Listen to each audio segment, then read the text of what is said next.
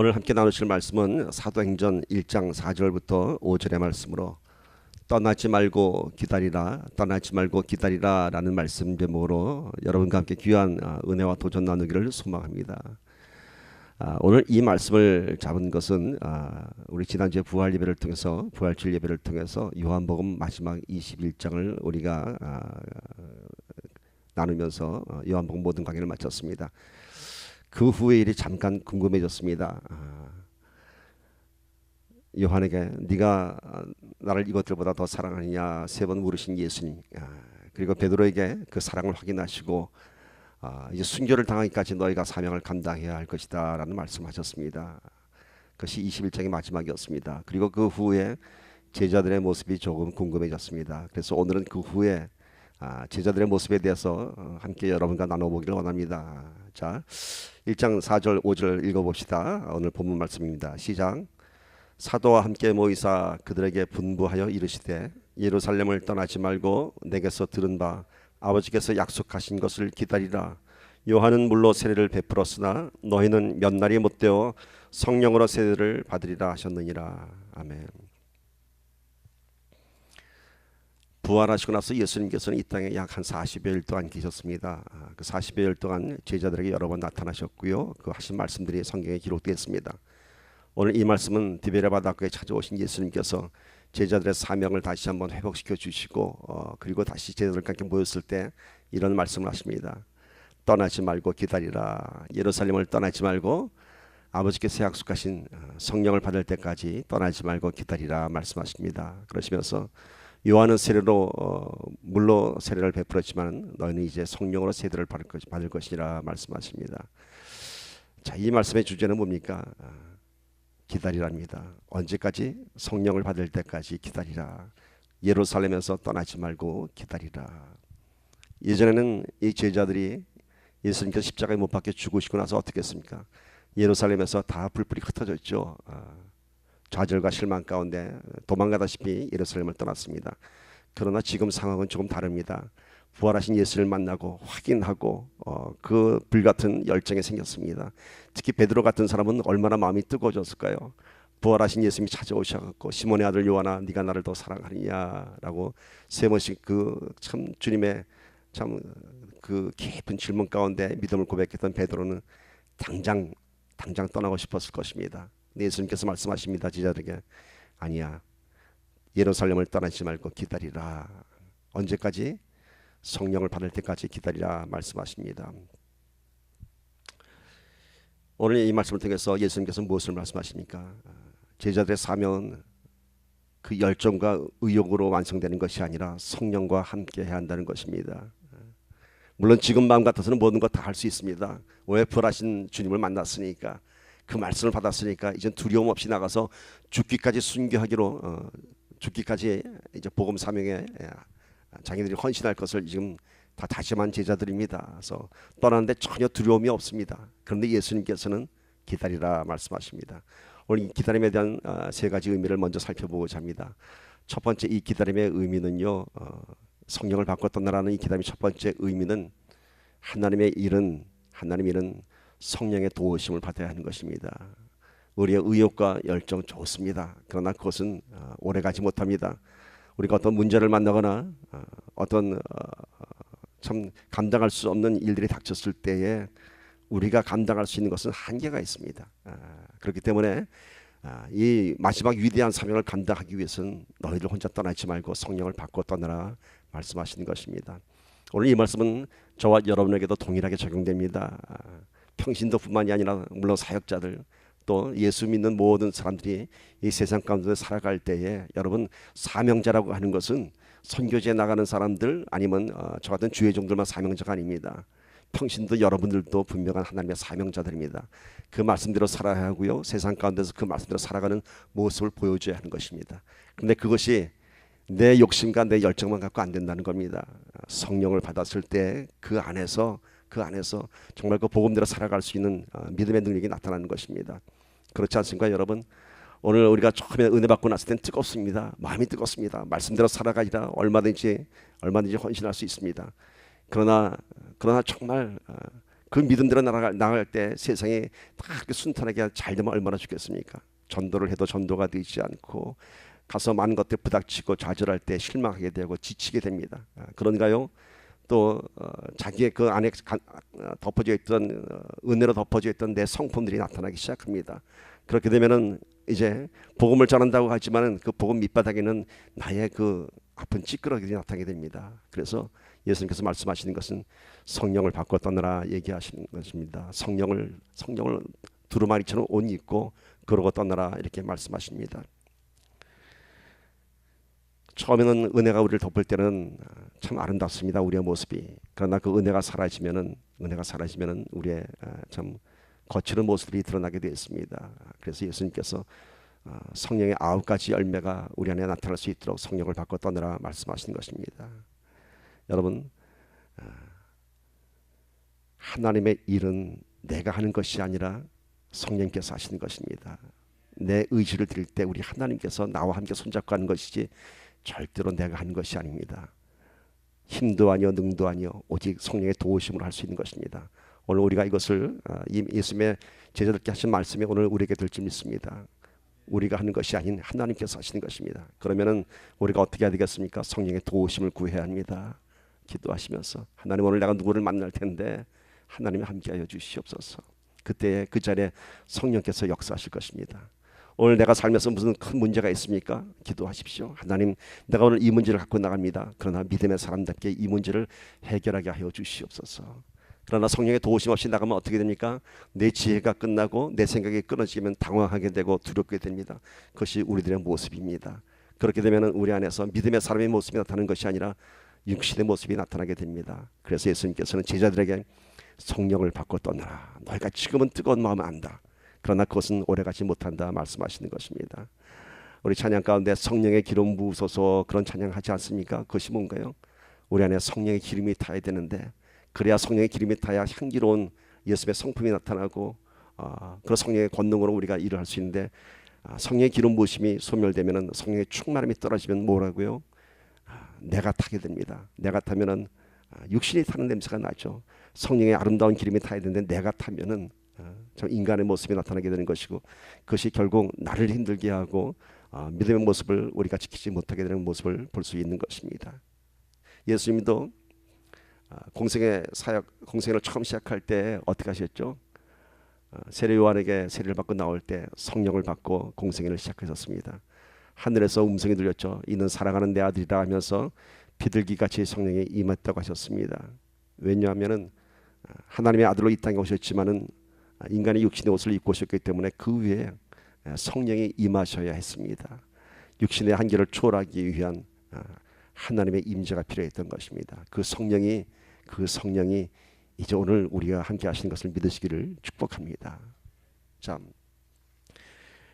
예수님께서 초기 공생의 사역 때도 보면은 제자들을 파송하는 장면을 볼 수 있습니다. 초기 공생의 때도 예수님께서는 제자들을 12제자들을 선택하셔갖고 복음 전파 사명을 위해서 보낸 적이 있습니다. 그런데 그때도 어떻게 보내셨나요? 그냥 보내지 않으셨습니다. 보세요. 마태복음 10장 1절 보십시다. 예수께서 그의 12제자를 부르사 더러운 귀신을 쫓아내며 모든 병과 모든 악한 것을 고치는 권능을 주시느니라. 자, 예수님께서는 12제자를 파송할 때도 다른 것은 갖고 가지 말라고 했어요. 옷 한 벌과 신발 한 켤레 외에는 다른 것을 갖고 가지 마라. 주의 복음을 전하는 자들을 위해서 아버지께서 다 책임질 것을 말씀하십니다. 그러나 오늘 말씀처럼 더러운 귀신을 쫓아내고 병든 자를 치료하고 약한 것을 고치는 권능을 주셨다고 합니다. 그 권능으로 하나님을 증거할 수 있도록, 그 권능으로 제자들이 사역할 수 있도록 권능을 주신 것을 알 수 있습니다. 오늘 예수님께서 예루살렘을 떠나지 말고 기다리라 하고는 그 첫 번째 의미는요, 성령으로 모든 사명을 감당할 수 있도록 그때까지 기다리라, 성령을 바꿔 떠나라, 이 말씀인 것입니다. 자, 이번엔 두 번째 기다림의 의미를 생각해 봅시다. 기다림의 의미 또 무엇이 있을까요? 아버지께서 약속하신 성령을 받을 때까지 기다리라, 성령을 받으라. 그런데 여러분, 성령은요, 어느 물건 주듯이 자, 아버지께서 준 것이다, 받아라, 네 감사합니다 하고 이렇게 받는 것이 아닙니다. 성령을 이렇게 받을 수 있다면 얼마나 좋을까요? 우리도 그렇게 하나님의 성령 주세요 하니까 하나님께서 그래 기도한 대로 성령 받아라 하고 받으면 얼마나 좋을까요? 성령은 그렇게 받는 것이 아닙니다. 성령은 뭔가요? 거룩한 하나님의 영입니다. 거룩한 하나님의 영은 무엇을 의미합니까? 거룩함이란 그 자체가 우리 안에 죄하고 함께 할 수 없는 것이죠. 그래서 우리가 성령을 받기 위해서는 전제 조건이 필요합니다. 우리 안에 죄의 문제가 해결돼야 합니다. 그래서 성령을 받으라 할 때 성령을 받으라 하는 그 안에는 온전한 회개가 필요한 것입니다. 온전한 회개와 함께 주 예수 그리스도는 살아계신 하나님의 아들이심을, 나의 메시아이심을, 구원자이심을 진심으로 고백하는 신앙 고백이 필요한 것입니다. 온전한 회개와 진실한 신앙 고백 가운데 성령이 우리 안에 임재하는 것입니다. 이 기다림의 의미는요, 성령이 내 안에 오시기를 기다리는 것이 아닙니다. 오늘 말씀 보면 예수님께서 아버지께서 약속하신 성령을 받을 때까지 기다리라 말씀하신 것을 보면은 꼭 마치 무슨 선물 배달하실 때까지 그때까지 기다리라 하는 것이 아니라 내가 성령을 받을 수 있도록 내가 그런 심령이 되어야 하는 것입니다. 내 안에 심령이 십자가를 경험하고 온전한 회개를 통하고 온전한 회개를 고백하고 내가 회심하기를 간구할 때에 그때 내가 성령을 받을 수 있는 것입니다.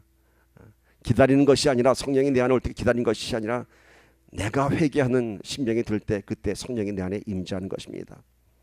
여러분 제자들을 봅시다. 자, 디베라 바닷가에서 부활하신 예수를 만나서 마음이 뜨거워졌습니다. 그 이후 오순절 마가의 다락방에서 성령을 받을 때까지 과연 그 시간 동안 이 제자들은 무엇을 했을까? 한번 생각해 봅시다. 자, 오순절날 마가의 다락방에서 성령을 받게 됩니다. 약속한 대로. 자, 오순절이 언젠가요? 50일째 되는 날입니다. 예수님께서 십자가에서 죽으신 지 50일째 되는 날입니다. 그러면은 디베랴 바닷가에서 예수를 만나고 나서 어느 정도의 시간이 지났습니다. 그때까지 예수님께서 떠나지 말고 기다리라. 그럼 그때까지 뭐 했을까요? 제자들이 그 뜨거운 마음으로 불타면서 자, 언제 떠날까 이랬을까요? 아니죠. 그 기간이 철저한 회개의 시간이었습니다. 예수님을 3번 부인했던 베드로를 비롯해서 실망하고 좌절해서 떠났던 그 제자들 한 명 한 명이 다 그 기간 동안 철저히 회개했을 것입니다. 그 회개의 기도가 그날 그 마가의 다락방에까지 이어졌던 것입니다. 예수님의 십자가에서 또 부활에 이르기까지 그들의 부끄러운 모습들을 다 일일이 기억하면서 그런 철저히 회개를 했습니다. 그래서 그 마가의 다락방에서 오순절날 그날도 여전히 회개하는 그날 바람같이 불같이 성령이 임했던 것입니다. 그렇게 그들은 성령을 받았습니다. 오순절 마가의 다락방의 성령의 역사를 보면서 우리가 사모하는 것이 있습니다. 와, 우리도 좀 그런 역사가 있었으면, 우리도 오늘 이 예배자의 성령이 불같이 임하셔서 혀가 지갈라져서 막 우리가 방언받고 그러면 얼마나 좋을까라는 그런 소망이 있겠죠.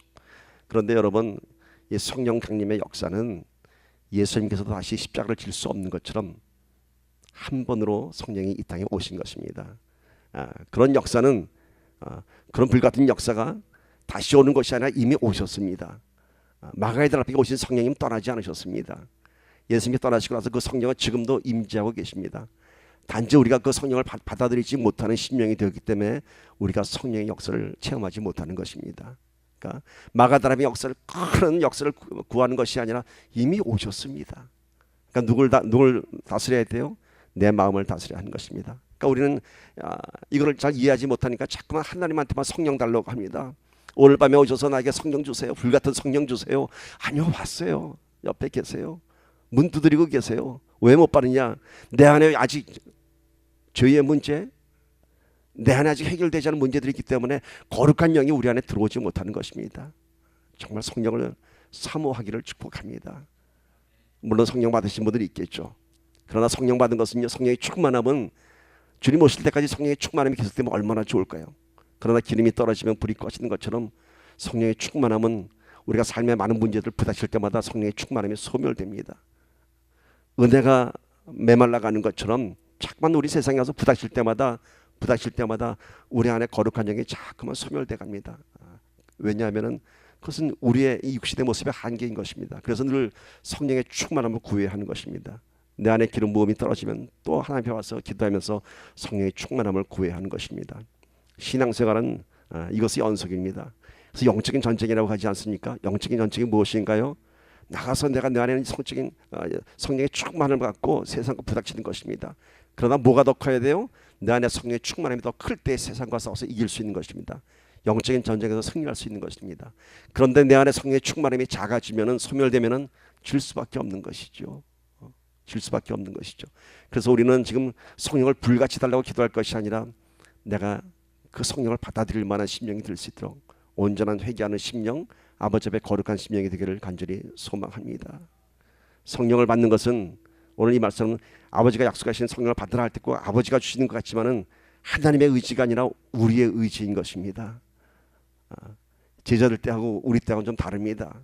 오늘 예수님께서 제자들에게 말씀하시는 이 날은 성령이 아직 오지 않으셨습니다. 그러니까 그때를 기다리라 말씀하셨지만은 지금 저와 여러분 성령이 충만한 시대에 살고 있습니다. 오늘 우리의 의지를 열어서 그 성령의 충만함을 덧입기를 간절히 소망합니다. 성령을 받는 것이 뭘까요? 거듭난다고 하죠. 우리가 거듭난다고 하죠. 새로운 영으로 충만해지는 것입니다. 내 삶이 변화되는 것입니다. 예전의 내 모습이 아닙니다. 성령을 받게 되면 하나님의 자녀가 되는 것이고 그 성령을 받게 되면 그 안에 내 본질이 바뀌어지는 것입니다. 많은 사람들의 신앙의 모습을 볼 수 있습니다. 이렇게 구분할 수 있습니다. 오순절에 성령이 오기 전까지의 성도들하고 성령을 받은 후의 사람들하고 두 가지로 분류할 수 있습니다. 지금 마찬가지입니다. 교회 앉아있는 많은 성도들 크게 두 가지로 분류하면은 성령 받은 자와 성령 받지 않은 자로 분류할 수 있습니다. 성령 받지 않은 성도들의 모습은 뭔가요? 아까 얘기했죠. 한계가 있습니다. 은혜 충만할 때는 성령 충만한 것 다릅니다. 은혜 받았을 때는 내 마음이 감동됐을 때는 참 아름다운 모습이 나타나지만은 그 은혜가 사라지게 되면 어떤 삶의 문제 앞에 어떤 장애물 앞에 부닥쳤을 때 성령이 충만하면 그것을 덮고 이겨나갈 수 있는데 성령이 없으면은 그냥 거기서 깨지고 마는 것이죠. 그래서 우리 신앙이 어디까지 가냐면은 십자가 부활을 넘어서 성령 받는 데까지 가야 하는 것입니다. 그래서 성령 받은 성도하고 성령 받지 않은 성도는 전혀 다른 모습인 것입니다. 자신에게 한번 질문할 때 나는 성령을 받았는가 안 받았는가 질문해보면 그 답은 분명히 나옵니다. 왜냐하면 성령 받은 사람은 내가 성령 받은 것을 압니다. 그런 질문 필요 없습니다. 그러나 내가 성령 받았나 안 받았나 질문할 때는 그것은 안 받았다고 생각하시면 됩니다. 사모하시며 회개하시며 주 앞에 거룩한 영으로 충만해져서 거듭나는 삶을 사는 저와 여러분 되기를 소망합니다. 자, 성령이 거듭났다고 하는 것은 뭐라고 했죠? 내 삶의 변화입니다. 내가 변화가 된다고 하는 것은 여러분 놀라운 역사입니다. 내가 변한다는 것 누가 나를 변화시킬 수 있겠습니까? 내가 변한다는 것은요 세상이 변하는 것보다 더 큰 역사입니다. 내가 변하는 것은 천지개벽을 해도 나는 변하지 않습니다. 내가 변하는 것은 오로지 딱 하나 하나님 한 분 때문에 내가 변할 수 있는 것입니다. 그것이 뭔가요? 내 안에 성령이 오면은 내가 변하게 되어 있습니다. 성경의 가장 큰 주제 중에 하나가 뭔지 아세요, 여러분? 변화입니다. 변화. 세상의 변화라고 하는 것은 자연적인 도태, 자연적인 현상이 있지만은 성경에서 얘기하는 성경의 주제의 변화는 하나님께서 개입하심으로써 이루어지는 그런 역사를 얘기하는 것입니다. 하나님께서 개입함으로써 일어나는 그 변화의 역사는 세상의 변화하고는 다른 것입니다. 세상의 변화는 또다시 돌아갈 수가 있고 소멸될 수 있습니다. 그러나 하나님께서 하신 변화의 역사는 진리이신 하나님께서는 그 변화 안에서 영원무궁한 하나님의 권능을 드러내시는 것입니다. 내가 성도라고 한다면은 내가 하나님을 믿는 사람이라고 한다면은 당연히 내 삶 속에 변화가 있어야 하는 것입니다. 하나님을 믿는 사람이라면 하나님의 개입이 있어야 되죠. 내가 하나님을 믿는데 왜 하나님 내 삶 속에 개입하지 않겠습니까? 하나님 내 삶 속에 개입하지 않는다면은 내 믿음은 잘못된 믿음인 것이죠. 하나님과의 커넥션이 안 이루어진 것입니다. 하나님과의 관계가 이루어지는 믿음 안에서 우리는 변화될 수 있습니다. 하나님께서 내 삶 속에 개입하시기 때문에. 왜? 하나님께서 나를 믿는 하나님의 자녀인데 하나님께서 왜 그 삶 속에 개입하지 않으시겠습니까? 당연히 하나님 믿는 사람이라는 그 삶이 변화가 되어야 하는 것입니다. before와 after가 구별되어야 하는 것입니다. 그래서 신실한 신앙인들은 믿기 전의 모습과 지금의 모습이 전혀 다른 것을 우리가 알 수 있습니다. 변화된 삶의 증거가 무엇인가요? 물론 얼굴이 해같이 빛나고 온화한 모습이고 이런 외적인 모습도 있겠지만은 가장 중요한 변화는 이제는 내가 사는 것이 아니요 내 안에 예수 그리스도께서 사시는 것이라고 하는 갈라디아서 2장 20절의 고백이 있어야 할 줄 믿습니다. 가장 큰 변화는 내가 사는 게 아니요 내 안에 예수 그리스도께서 사시는 것이라 라는 고백이 있어야 하는 것입니다. 그런데도 불구하고 여전히 내가 산다면은, 여전히 내가 내 삶의 주인이라면은, 여전히 내 뜻이 하나님의 뜻을 앞서간다면은 그것은 아직 변화되지 않은 성도인 것입니다. 예수 믿는다고 하면서 변화되지 않은 수많은 사람들을 볼 수 있습니다. 저도 그런 사람들 보면 참 안타깝습니다. 신앙생활 10년 20년 했는데도 여전히 변하지 않은 사람들 보면서, 이렇게 수많은 설교를 했는데도 변하지 않은 사람들 보면서 안타깝습니다. 그러면은 우리 주님은 얼마나 애통해 하실까? 왜 변화되지 않을까? 참 늘 마음속에 있는 큰 고민이고 의문인 것입니다. 많이들 보셨겠지만 한국 CBS 방송에서 신천지에 빠진 사람들이란 그런 다큐멘터리를 8부작으로 제작해서 방영이 다 끝났습니다. 제가 8부까지 다 보면서 참 많은 생각을 하게 됐습니다. 첫 번째 저에게 준 그 큰 충격은 무엇이냐면은 신천지를 믿는 사람들의 그 믿음이라는 것입니다. 그 믿음이 얼마나 놀라우냐면은 우리들하고는 비교도 안 됩니다. 비교도 안 돼요. 그 믿음은 자기네 가정을 버리면서까지 자기 삶의 모든 것을 다 신천지를 위해 살아가고 있는 것을 봤습니다. 무엇일까? 무엇 때문에 저들이 저렇게 자기 삶을 다 버리면서, 사실 우리는 예수 믿는다고 하면서도 주 뜻대로 살아간다고 하면서도 그렇게 잘 살아가지 못하지 않습니까? 그들의 반의 반도 못 쫓아가는 것 같아요. 제가 큰 충격을 받았어요. 아니, 우리 살아계신 하나님을 믿는 사람들인데 우리는 변하지 않고 왜 저들은 가짜 교주 이만희를 믿는 사람들이 왜 저렇게 변할까? 신천지에 빠진 그 가족을 구하기 위해서 어머니가 빠지면 아들 딸들이 어머니를 모시고 상담소를 데리고, 딸이 빠지면 그 부모가 딸 데리고 상담소를 찾아오는데 얼마나 완강한지 몰라요. 10명을 상담소에 데리고 가면 성공하는 사례가 1명? 그만큼 그들은 거기에 빠져 있어요. 온전히 빠져 있어요. 제가 그 다큐멘터리를 보면서 그 이유가 뭘까 아주 심각하게 고민해 봤습니다. 두 가지였습니다. 하나는 이 신천지의 성경풀이가 그렇게 재미있다고 합니다. 이들이 신천지가 되는 과정의 첫 번째가 성경 공부입니다. 성경 공부에 초대가 됩니다. 뭐 좋은 성경 공부했다 초대해서 가면은 그 성경 공부를 들을 때는 한 번, 두 번 듣다 보면은 그 성경 풀이에 빠진다고 합니다. 그들이 이런 간증을 합니다. 간증일까요? 그들이 상담소에서 개종한 사람이 그런 간증을 해요. 신천지 성경 공부 세미나를 갔는데 교회에서는 성경 공부가 재미없었대요.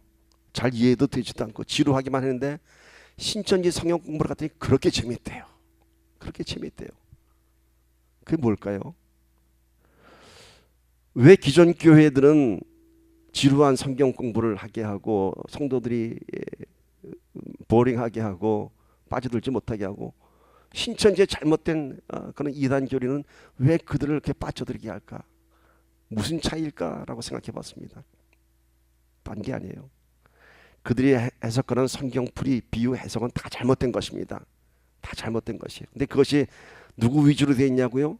성경풀이 비유 해석 우리도 합니다. 어떻게 하죠? 복음적으로 하죠. 성경풀이 비유 해석 중심이 누군가요? 하나님이죠. 우리는. 근데 거기는 그 주인공이 딴 사람이에요. 이만희 교주예요. 어떤 구원론을 제시하냐면은 하나님께서는 매 시대마다 그 시대에 필요한 구원자를 보내주는데 그 이만희 씨가 구원자라는 것이에요. 그러니까 첫 번째 그들은 살아계신 하나님의 보내신 그 구원자를 눈으로 보는 거예요. 그리고 그 사람을 통해서 잘못된 교리들을 들을 때 그 교리 안에 보면 교리가 하나님 중심적인 교리가 아니라 다 자기네들을 위한 거예요. 그러니까 이 교리가 그렇게 재미있을 수 없다고 하는 것은 딴 거 아니에요. 그 교리가 나를 살리는 것이고 내가 구원받기 위한 것이에요. 그러니까 This is my business가 되는 거예요. 근데 기존 교회 성경 공부가 왜 재미없느냐? 다 하나님 거거든. 다 하나님 거거든. 그러니까 하나님의 비즈니스고 내 비즈니스는 다른 거야. 그러니까 우리가 믿음이 거기까지 가지 못하기 때문에 성경 공부가 재미없는 거예요. 우리는. 또 이들이 말하는 구원론을 보면요, 14만 4천 명이 전도될 때 구원이 완성된다고 합니다. 그리고 거기서 특별히 개인당 한 사람당 2명씩 전도를 해야지 구원받을 수 있다고 합니다. 그러니까 이 사람들이 목숨 걸고 전도하는 거예요. 왜? 내가 구원받아야 되니까. 조건이 있으니까. 오늘 우리는 어떻습니까? 우린 전도하려면은 물론 뜨거운 마음으로 전도하는 사람도 있지만은 어떻게 생각해요? It's not my business. 뭐 하나님 일인데 뭐 하나님이 알아서 다 구원하시겠지. 내가 안 해도 하나님 하시겠지. 교회 부흥 뭐 말로는 뭐 교회 부흥 안타깝게 생각한다고 하지만은 신천지 사람들하고 비교가 안 돼요. 신천지 사람들은 목숨을 걸고 나가 사람들이 입고 들어와요. 어떤 수단 방법을 가리지 않고. 오늘 우리는 안 그래요. 왜 그런지 아세요? 하나님 거기 때문에. 차원이 틀린 거예요. 마치 내 장사하는 사람하고 월급 받아 사는 사람하고 심하게 비유하면 그런 거예요. 우리는 그 정도의 은혜만으로 만족고 살아가는 성도들이 얼마나 많은지 몰라요. 신천지 사람들이 그렇게 적극적인 이유는 뭐라고요? 살아계신 하나님을 눈으로 보고 그 교리가 다 하나님 중심이 아니라 누구라고요? 나의 구원을 위한 것이에요. 그 구원 안에 중심에 누가 있다고? 내가 있어요. 그러니까 그 이단의 교리의 중심은 다 나예요. 내가 구원받기 위해서, 내가 축복받기 위해서, 내가 잘 살기 위해서 다 이런 것들이에요. 그러니까 열심히 살 수밖에 없죠. 마이 비즈니스이기 때문에. 그런데 오늘 우리는 어떤가요? 하나님 비즈니스이기 때문에 그게 별로 감동이 없는 거예요. 마음에. 성경 비유해서 우리 다 하죠. 제가 다 해주는데 늘 결론이 뭔가요? 그 중심에 하나님이에요. 결론이 내가 돼야 되는데 하나님이 돼야 되는 거예요. 그러니까 늘 거기서 감동이 잘 오지 않는 거예요. 그러니까 신천지 사람들랑 비교가 안 되는 것이죠. 그러면 어떻게 해야 되겠습니까? 하나님의 비즈니스가 내 비즈니스가 되어야 할 줄 믿습니다. 그러게 되기 위해서 성령 받아야 하는 거예요. 그러기 위해서. 이 신천지 다큐멘터리를 보면서 참 그 이만이라는 사람들 참 대단한 능력자라고 생각했어요. 어떻게 그 수많은 사람들에게 속일 수 있는지. 그 사람들 속이는 왜 그 속임을 당하느냐 하면은요, 그 안의 중심에 내가 있기 때문인 것이에요. 내가 나를 위한 교리이기 때문에 빠져들 수밖에 없는 것이죠. 그래서 그들의 그 교리에 빠져들게 되는 것입니다. 그렇다면 오늘 우리는 어떻게 돼야 할까요? 내 안에 하나님의 일이 내 일이라는 감동이 시작되어야 하는 것입니다.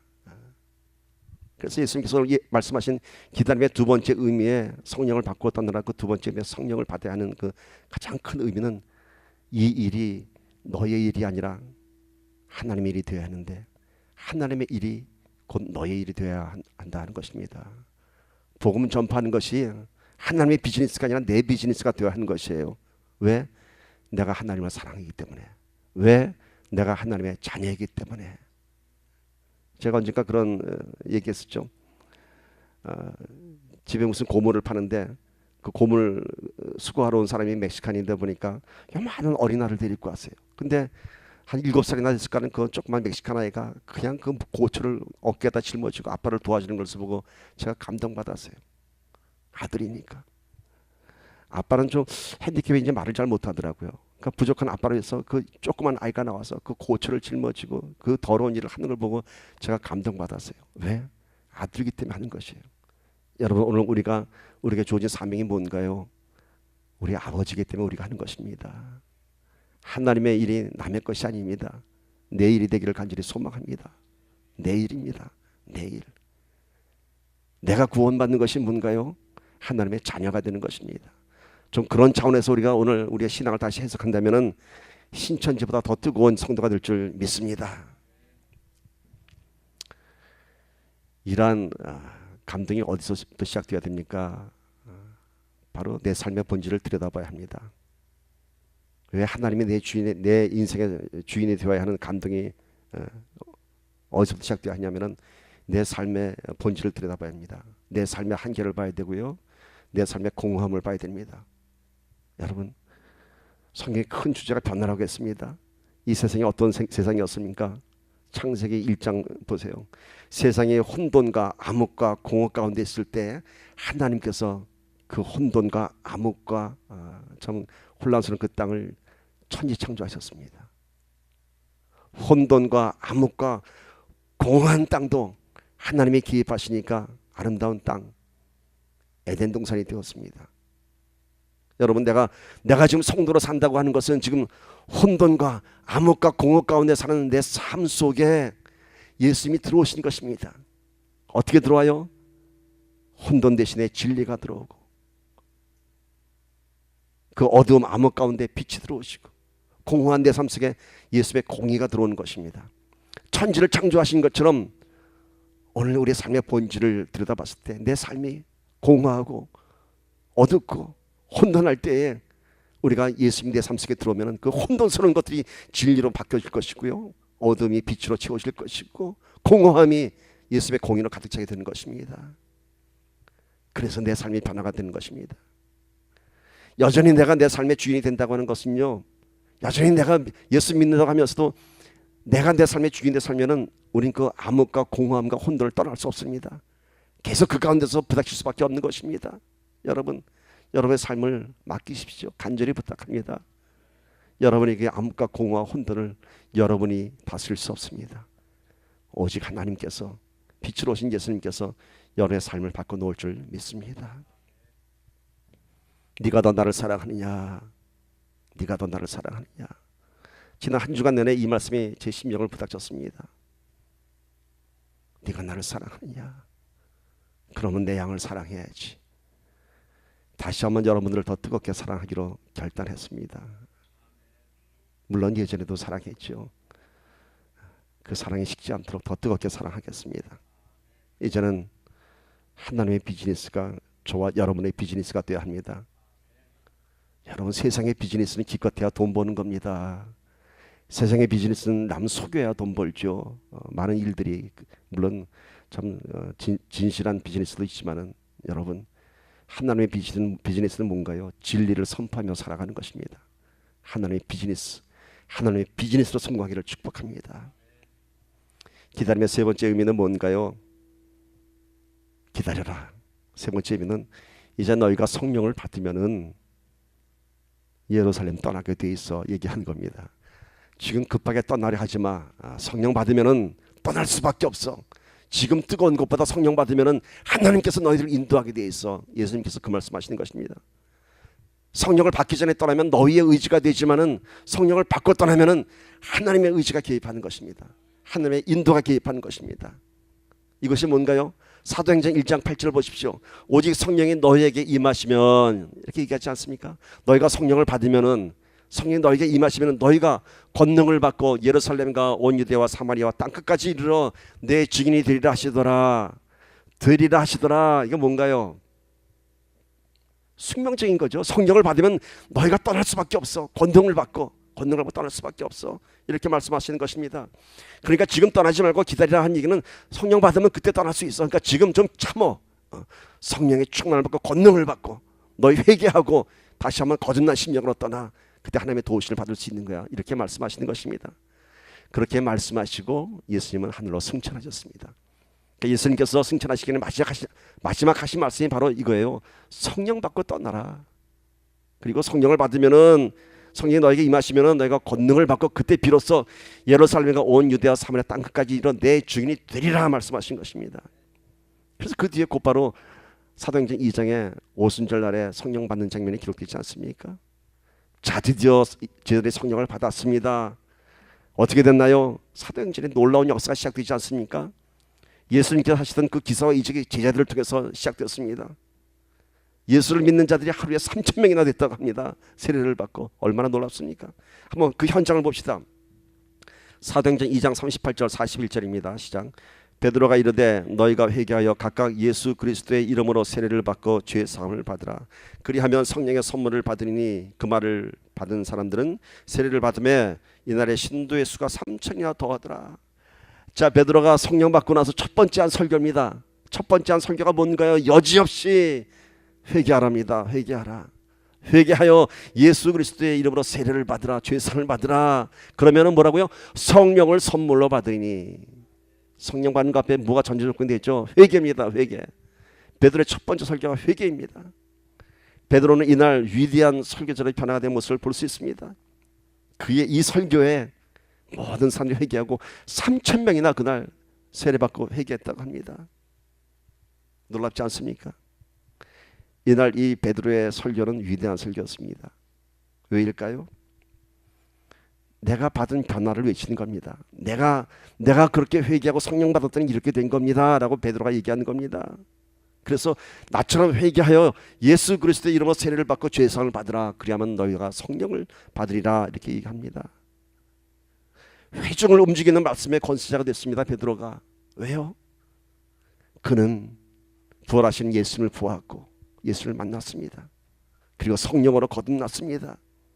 예수님과 함께 다닐 때는, 성령 받기 전에는 그가 정말 메시아인가 의심도 하기도 했지만은 이제 그는 확실한 믿음 가운데 그가 만났던 예수님, 그가 보았던 예수님, 그가 경험한 예수님을 전하는 것입니다.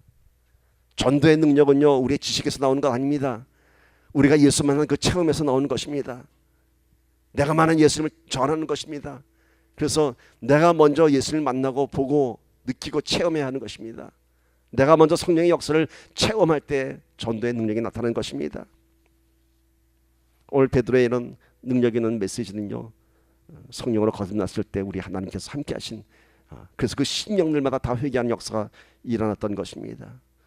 성령이 함께 하시면은 그 말씀에 감동이 있고 능력이 있습니다. 아무리 좋은 말씀도 성령이 함께 하지 않으시면 귓가에 흘러가고 마는 것입니다. 자, 뒤이어서 어떤 장면이 기록되나요? 베드로의 위대한 메시지에 이어서 드디어 제자들이 성령의 권능으로 기적을 행하는 장면을 볼 수 있습니다. 성전 미문 앞에 앉아있던 안진뱅이를 일으키는 장면을 볼 수 있죠. 이 기적이 제자들이 일으킨 첫 번째 기적입니다. 예수님께서 이 땅에 오셔서 보이신 첫 번째 이적이 뭐였죠? 가나 혼인잔치에서 물을 푸도주라 하셨습니다. 제자들의 첫 번째 표적은 무엇인가요? 성전 미문 앞에 앉아있던 안진뱅이를 일으키는 사건입니다. 한번 보도록 하죠.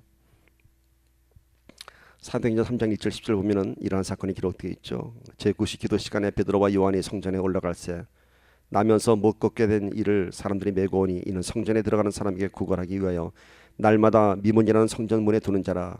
그가 베드로와 요한이 성전에 들어가려 함을 보고 구걸하거늘 베드로가 요한과 더불어 주목하여 이르되 우리를 보라 하니 그가 그들에게서 무엇을 얻을까 하여 바라보거늘 베드로가 이르되 은과 금은 내게 없거냐 내게 있는 것을 내게 주노니 나사렛 예수 그리스도의 이름으로 일어나 걸으라 하고 오른손을 잡아 일으키니 발과 발목이 곧 힘을 얻고 뛰어서서 걸으며 그들과 함께 성전으로 들어가면서 걷기도 하고 뛰기도 하며 하나님을 찬송하니 모든 백성이 그 걷는 것과 하나님을 찬송함을 보고 그가 본래 성전 미문에 앉아 구걸하던 사람인 줄 알고 그에게 일어난 일로 인하여 심히 놀랍게 여기며 놀라니라. 아멘. 이런 기적을 보였습니다. 베드로와 요한이 기도하러 올라가다가 나면서부터 안진뱅이 된 자입니다. 중간에 있게 무슨 사고로 안진뱅이가 된 자가 아니라, 그러니까 뭔가요? 선천적인 핸디캡입니다. 이 사람을 네가 원하는 은과 금은 내가 없지만 나에게 있는 것으로 명하니, 나에게 있는 것이 뭘까요? 예수 이름의 권세와 능력입니다. 일어나 걸어라. 안진뱅이가 일어났습니다. 하나님을 찬송했습니다. 그 일을 보고 모든 사람들이 놀랐습니다. 마가복음 9장에 보면은 제자들이 귀신을 쫓다가 못 쫓고 조롱당하는 장면을 봅니다. 그래서 예수님께 어떻게 해야 이런 일이 일어날 수 있습니까? 라고 했던 그런 제자들의 모습을 볼 수 있습니다. 근데 오늘 이날 이 제자들은 담대하게 예수 이름으로 선포하면서 일어나 걸으라고 합니다. 오늘 이 사건은 단순히 경제를 고친 사건이 아닙니다. 이 사건을 시작으로 인해서 초대교회의 폭발적인 부흥이 시작됩니다. 이 기적을 보면서 사람들이 예수 믿는 자가 3천 5천이 되기 시작했고요. 공동체가 모이기 시작했습니다. 안진뱅이 나면서부터 안진뱅이입니다. 그를 일으켰습니다. 오늘 이렇게 기다리라 세 가지 의미가 뭐였죠? 너희가 예루살렘을 떠나지 말고 너희가 회개 가운데 성령을 받고 성령을 받으면 너희가 가만히 있을 수가 없다. 너희가 떠날 수밖에 없다. 그 하나님의 일이라고 하는 것은 성령의 도우심 없이는 할 수 없다. 이 세 가지를 말씀했습니다. 성령을 받았더니 그 위에 어떻게 됐죠? 이들은 성령의 인도를 받게 되었습니다. 성령을 받으면 하나님의 인도를 받을 수 있습니다. 여러분, 우리가 이제는 내 뜻대로 살아가는 삶이 아니라 하나님의 인도를 받는 삶이 되어야 하는 것입니다. 그것이 언제 가능해요? 내 지혜가 아닌 성령을 받게 되면 우리 하나님께서 우리의 삶을 인도하십니다. 힘보다 방향이 중요하다는 말이 있습니다. 아무리 내가 큰 힘을 갖고 있어도 방향이 잘못되면 다시 돌아와야 합니다. 바울이 2차 전도 여행 때 소아시아 지방으로 에베소로 가려고 했지만 성령께서 그의 발길을 돌리셨습니다. 마게도니아로 가라고. 이것이 뭔가요? 하나님의 인도입니다. 성령을 받으면 두 번째, 하나님과 동행할 수 있습니다. 이제는 내가 혼자 가는 길이 아니라 하나님께서 함께 하십니다. 하나님과 인격적인 대화를 우리가 할 수 있습니다. 성령 받으면요, 어떻게 보면 좀 미친 사람 같아요. 혼자 중얼중얼거립니다. 성령과 대화하는 것이죠. 하나님과 동행한다는 것이 얼마나 큰 힘이 되고 얼마나 큰 용기가 되고 얼마나 큰 축복인지 아십니까? 예수님을 3번이나 부인했던 베드로가 이러한 표적을 보이면서 감옥에 들어가게 됩니다. 그래서 대제사장이 타협하자고 합니다. 너희가 예수의 부활을 전하지 말라. 그리고 이런 표적을 일으킨 것을 더 이상 하지 말라 얘기할 때 베드로가 뭐라고 얘기합니까? 내가 하나님 앞에서 지금 너의 말을 듣는 것이 옳으냐 아니면 하나님의 말을 듣는 것이 옳으냐. 베드로는 하나님과 동행하고 있었습니다. 네가 예수의 부활만 전하지 않으면 내가 감옥에서 살려보내줄게 라는 이러한 타협을 했을 때도 베드로는 뭐라고 하죠? 내가 하나님 앞에서 하나님과 동행하고 있었습니다. 여러분, 베드로는 하나님과 동행하기 때문에 늘 하나님의 일을 증언할 수 있었습니다. 우리도 세상을 살면서 베드로처럼 많은 유혹과 시험을 우리가 당할 수 있습니다.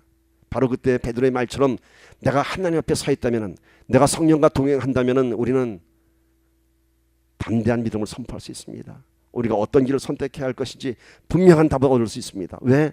내가 하나님과 동행하기 때문인 것입니다. 늘 믿음의 선택을 할 수 있습니다. 그렇게 베드로는 담대한 믿음의 사람이 되었습니다. 성령을 받으면 세 번째 마지막으로 하나님의 권능이 함께 하십니다. 오늘 성전 미문 앞에 안전병을 일으켰던 것처럼 예수님만 쫓아다니면서 뒤에서 예수님의 그런 기적의 현장에서 구경거리가 되었던, 구경만 했던 제자들이 이날은 기적의 주인공들이 되었습니다. 이들이 예수 이름을 선포하면서 예수 이름으로 안전병을 일으켜 세웠습니다. 이제는 방관자가 아닌 사역의 주체자가 되었습니다.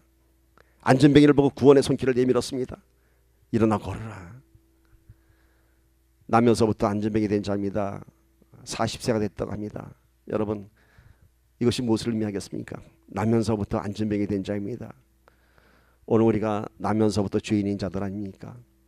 오늘 우리가 나면서부터 안전병인 자처럼 나면서부터 우리가 믿음의 핸디캡 아닙니까? 여러분, 주위를 한번 둘러보십시오. 얼마나 많은 믿음의 안전병이들을 우리가 찾아볼 수 있겠습니까? 많은 사람들이 여러분 주위에 있을 것입니다. 여러분, 그들을 향해서 손을 내밀기를 바랍니다. 예수의 이름으로 명하노니 일어나 걸으라. 회개하고 죄사함을 받으라. 나면서부터 안전병이 된 모습이, 그 사람의 모습이 바로 우리들의 모습이었습니다. 사단에 강도당한 우리의 모습이었습니다. 누가 살렸나요? 강도당한 이웃을 선한 사마리아인이 살렸습니다. 오늘 우리가 그들의 손을 붙잡는 선한 이웃이 되기를 간절히 축복합니다. 성령께서 함께 하시면 아까 얘기했던 대로 하나님의 일이 나의 일이 됩니다. 하나님의 일이 나의 기쁨, 나의 소망이 됩니다. 내가 너 나를 사랑한다면 내 양을 먹이라, 내 양을 치라 말씀하셨습니다. 여러분, 이제는 하나님의 일이 저와 여러분의 일이 되기를 간절히 소망합니다. 그 기쁨으로 주의 사명 감당하는 우리 은혜선교교회 저와 여러분이 되기를 주님의 이름으로 간절히 축원합니다. 기도합니다.